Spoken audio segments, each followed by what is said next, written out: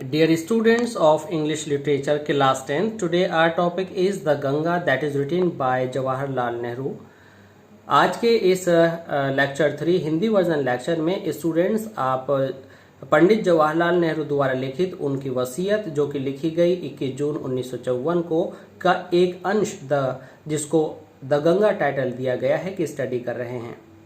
Students आज हम study करेंगे थर्ड पार्ट की और मैं आपको बता दूं मैं हूं एम रहमान और आप अटेंड कर रहे हैं और ऐसी classes of English language. Students अपने एकेडमिक से रिलेटेड सभी चैप्टर्स और ग्रामेटिकल पार्ट्स को अटेंड करने के लिए प्लीज़ सब्सक्राइब कीजिए हमारे चैनल और ऐसी क्लासेस ऑफ इंग्लिश लैंग्वेज को, शेयर कीजिए, कमेंट कीजिए और लाइक कीजिए स्टूडेंट्स, ताकि आप सभी पार्ट्स, सभी लेक्चर्स, सभी वर्जन से अपडेटेड रहें।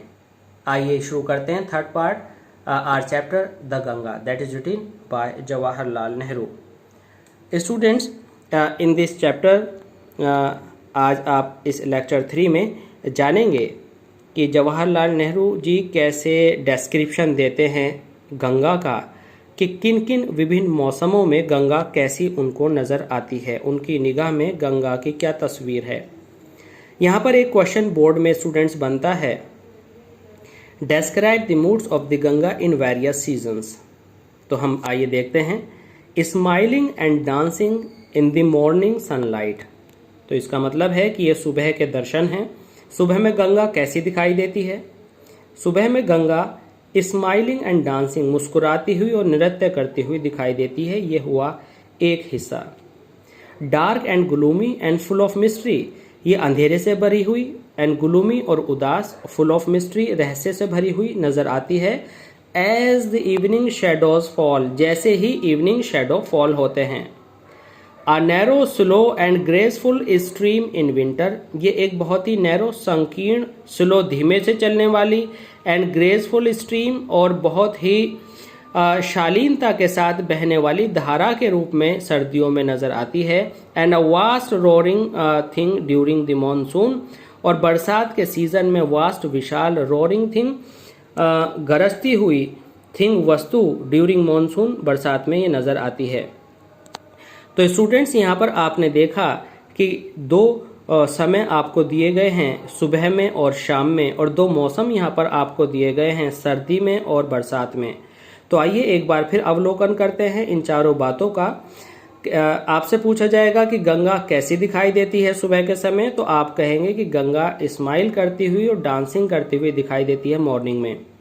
गंगा कैसी दिखाई देती है इवनिंग में, तो याद रखिएगा कि यहाँ पर 3 पॉइंट्स हैं। डार्क दिखाई देती है, ग्लूमी दिखाई देती है, फुल ऑफ मिस्ट्री दिखाई देती है। As the evening shadows fall का मतलब शाम ही है। कहने का अच्छा तरीका है ये इवनिंग शेडोज फॉल, जैसे कि संध्या धीरे धीरे करके उतरती है, अर्थात जैसे जैसे शाम होती जाती है ये बहुत ही अंधेरी, ग्लूमी, उदास और रहस्य से भरी हुई नजर आती है। और सर्दियों के सीजन में स्टूडेंट्स, इसका एक बड़ा सुंदर डिस्क्रिप्शन यहाँ है। यह एक बहुत ही दुबली पतली सी, धीमे धीमे बहने वाली धारा के रूप में, शालीनता के साथ बहने वाली नदी की धारा दिखाई देती है, जबकि बरसात में ये एक बहुत विशाल और गरजती हुई नजर आती है। ब्रॉड बॉजम्ड, चौड़े सीने वाली, ऑलमोस्ट एज द सी, जैसे कि समुद्र होता है, गंगा नजर आती है। एंड विथ समथिंग और कुछ ऐसा मान लीजिए, cease power to destroy the Ganga has been to me a symbol and mystery of the past of India. Students यहाँ पर राइटर डिस्क्राइब करते हैं कि गंगा बिल्कुल चौड़े सीने वाली विशाल काय नज़र आती है बरसात के मौसम में, और उसके अंदर जो है समुद्र की विनाशकारी शक्ति, ऐसा लगता है जैसे बढ़ गई हो, वह विनाशकारी शक्ति लिए हुए होती है। और गंगा राइटर के लिए एक सिंबल है, गंगा राइटर के लिए एक प्रतीक है, गंगा प्रतीक है memory of the past of India के लिए, भारत की पुरानी यादों को दिलाने के लिए। रनिंग इनटू द प्रेजेंट, और ये गंगा आज वर्तमान में बह रही है। Flowing on to the great ocean of the future, और ये फ्यूचर में जाकर गिर रही है। अर्थात कहने का तात्पर्य स्टूडेंट्स यह है कि गंगा एक भारत की प्रतीक है, ये वर्तमान में बह रही है, और ये बहते बहते स्टूडेंट्स पास्ट से वर्तमान में आई है, अर्थात ये हिस्ट्री भी अपने अंदर लिए हुए है, ये हमारे भारत का वर्तमान भी लिए हुए है, और ये भी जानती है कि भारत का फ्यूचर क्या होगा, अर्थात अनंत फ्यूचर। अनंत की वजह से इसको कहा गया great ocean of the future. Students, हमारे बाद भी ये गंगा बहती रहेगी, जैसे जवाहरलाल नेहरू के बाद बह रही है, तो ये गंगा फ्यूचर के ओशन में जाकर गिरती है, अर्थात ये गंगा हमारे इतिहास से निकल करके हमारे वर्तमान से होकर के हमारे फ्यूचर की तरफ जाती है।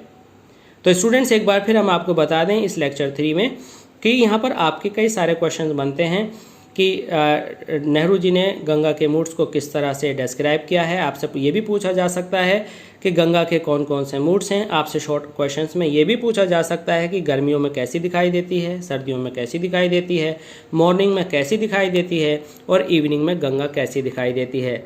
और जब आपसे सिंबल की बात की जाए लॉन्ग आंसर में, तो आप कहेंगे कि गंगा भारत का एक प्रतीक है जो कि हमारे इतिहास को लेकर के प्रेजेंट से होकर के फ्यूचर की तरफ जाती है, अर्थात गंगा से हमारा पास्ट, प्रेजेंट और फ्यूचर तीनों जुड़े हुए हैं। तो स्टूडेंट्स, ये था हमारा लेक्चर 3, और आशा करते हैं कि ये लेक्चर 3 आपको पूरी तरह से समझ में आया होगा। स्टूडेंट्स, इस सारी सीरीज़ ऑफ लेक्चर्स को अटेंड करने के लिए प्लीज़ सब्सक्राइब कीजिए हमारे चैनल और ऐसी क्लासेस ऑफ इंग्लिश को, और हमारे सभी जो असाइनमेंट्स हैं वो अवेलेबल हैं इंस्टा पर, और इंस्टा का जो एड्रेस है वो डिस्क्रिप्शन बॉक्स में दिया गया है। So please keep on watching और ऐसी classes of English language. Thanks.